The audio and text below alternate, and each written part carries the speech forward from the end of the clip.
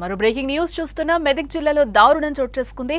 తనతో పెళ్లి చేయకపోతే యువతి ఫోటోలు, నగ్న ఫోటోలు బయటపెడతానంటూ కూడా సాబిల్ బ్లాక్మెయిల్ చేసినట్లుగా మనకి తెలుస్తోంది. ఫోటోలు డిలీట్ చేయాలని కుటుంబ సభ్యులు కోరారు. ఎన్నిసార్లు కోరినా కూడా వినకపోవడంతోనే ఈ దారుణానికి ఒడిగట్టారు. మాట్లాడుకుందామని పిలిచి యువతి అన్న ఎవరైతే ఉన్నారో అతని హత్య చేసినట్లుగా మనకి సమాచారం అందుతోంది. ప్రేమించిన అమ్మాయిని తనకు ఇచ్చి పెళ్లి చెయ్యకపోతే తనతో ఉన్న నగ్న ఫోటోలు బయట పెడతానని ప్రియురాలి కుటుంబ సభ్యులను ఒక యువకుడు బెదిరించడం జరిగింది. విషయం తెలిసిన ప్రియురాలి సోదరుడు ఆ యువకుడిని మాట్లాడదామని పిలిచిని దారుణంగా హత్య చేసిన ఘటన ఇప్పుడు స్థానికంగా కూడా కలకలం రేపుతోంది. మెదక్ జిల్లా శివంపేట మండలం ముగ్దంపూర్ గ్రామానికి చెందిన యువతిని ప్రేమించిన హైదరాబాద్లోని పోరుబండకు చెందిన యువకుడు మహమ్మద్ సాబిల్ ఆమెను తనకు ఇచ్చి వివాహం చేయాలని ఆమె కుటుంబ సభ్యులను కోరాడు.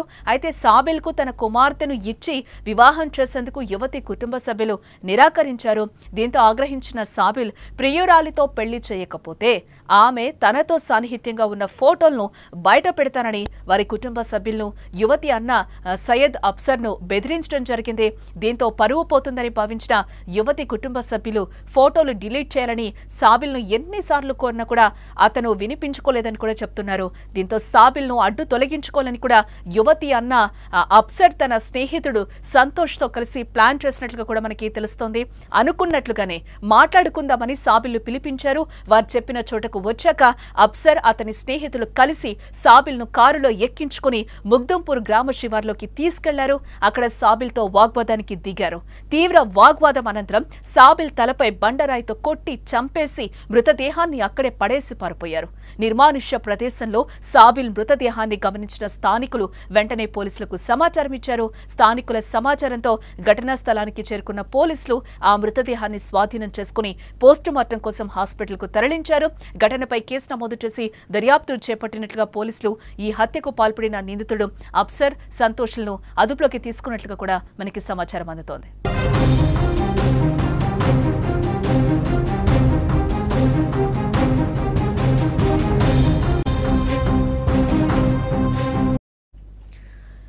హైదరాబాద్ బోరుబండకు చెందిన మహమ్మద్ సాబిల్ కారు పెయింటింగ్లు పనిచేస్తూ కూడా జీవనం సాగిస్తూ ఉంటాడు. అయితే గ్యారేజ్ యజమాని కుమార్తెను సాబిల్ ప్రేమిస్తున్నట్లుగా చెప్పి నెల క్రితం తీసుకెళ్లాడు. దీనిపై ఫిర్యాదు రాగా పోలీసులు సాబిల్కు ఫోన్ చేసి ఇద్దరిని పిలిపించి కౌన్సిలింగ్ ఇచ్చి పంపించేశారు.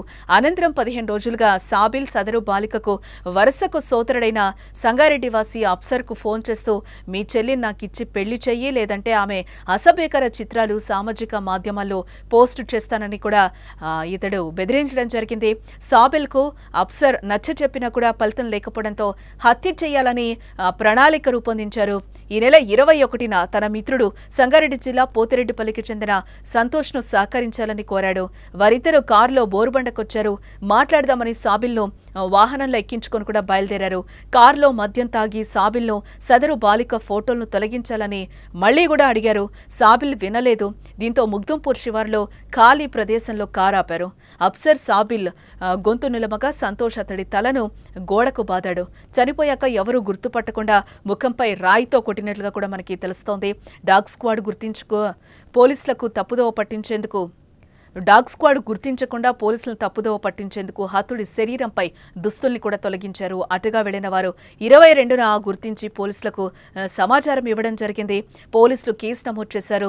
తూప్రాన్ సీఐ రంగకృష్ణ అలాగే శివంపేట ఎస్ఐ మధుకర్ రెడ్డి సిబ్బందితో కలిసి సాంకేతిక పరిజ్ఞానంతో 48 గంటల్లో నిందితుల్ని అరెస్టు చేసి రిమాండ్కు తరలించడం జరిగింది. వారి నుంచి కారు, 2 సెల్ ఫోన్లు, హతుడి దుస్తులు కూడా ఇప్పటికే పోలీసులు స్వాధీనం చేసుకున్నట్లుగా కూడా మనకి సమాచారం అందుతోంది. కేసు ఛేదించిన సిఐ, ఎస్ఐ బృందాన్ని డీఎస్పీ అభినందించడం కూడా జరిగింది.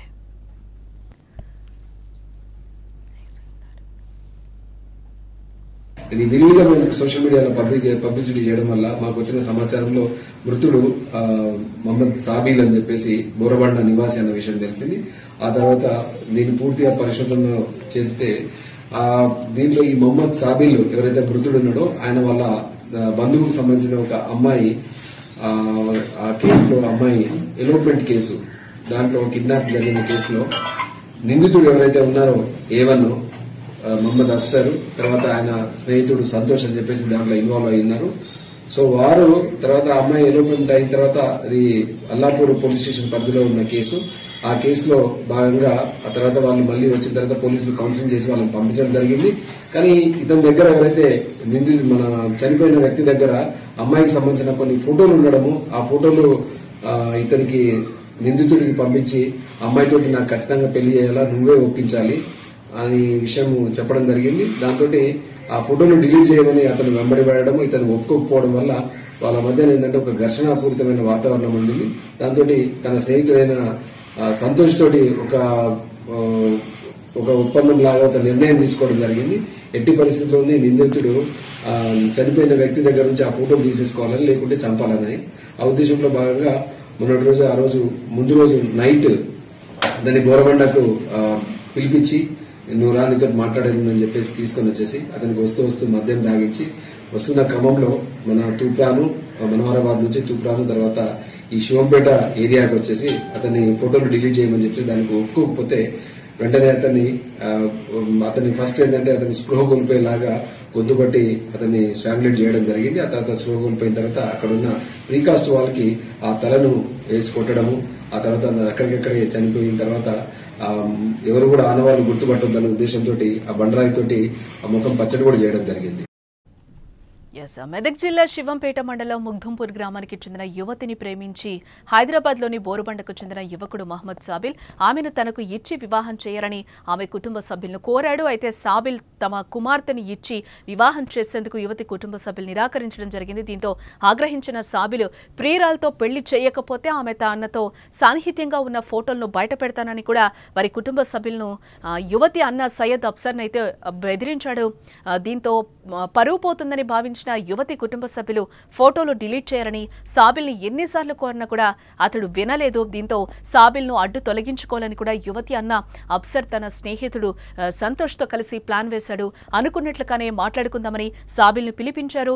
వారు చెప్పిన చోటకు వచ్చాక అఫ్సర్ అతని స్నేహితులు కలిసి సాబిల్ను కారులో ఎక్కించుకుని ముగ్ధంపూర్ గ్రామ శివార్లోకి తీసుకెళ్లారు. అక్కడ సాబిల్తో వాగ్వాదానికి దిగారు. తీవ్ర వాగ్వాదం అనంతరం సాబిల్ తలపై బండరాయితో కొట్టి చంపేసి మృతదేహాన్ని అక్కడే పడేసి కూడా వెళ్లిపోయినట్లుగా పోలీసులు కూడా చెప్తున్నారు. నిర్మానుష్య ప్రదేశంలో సాబిల్ మృతదేహాన్ని గమనించిన స్థానికులు వెంటనే పోలీసులకు సమాచారం ఇవ్వడం జరిగింది. స్థానికుల సమాచారంతో ఘటనా స్థలానికి చేరుకున్న పోలీసులు ఆ మృతదేహాన్ని స్వాధీనం చేసుకుని పోస్టుమార్టం కోసం హాస్పిటల్కు తరలించారు. ఘటనపై కేసు నమోదు చేసి దర్యాప్తు చేపట్టిన పోలీసులు ఈ హత్యకు పాల్పడిన నిందితుడు అఫ్సర్ సంతోష్లనైతే ఇప్పటికే అదుపులోకి తీసుకున్నామని కూడా చెప్తున్నారు.